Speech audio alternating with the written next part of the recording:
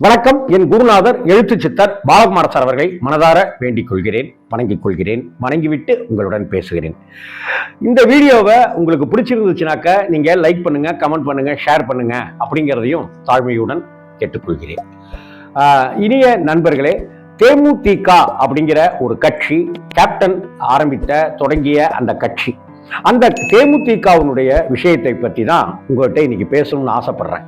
ஏன்னா இன்னைக்கு தேதியில திமுக கூட்டணி பலமாக அப்படியே இருந்துட்டு இருக்கு. அதுல இருந்து ஒரு செங்கல்ல கூட யாராலையும் உருவ முடியல அப்படிங்கிறத பார்க்க வேண்டியிருக்கு.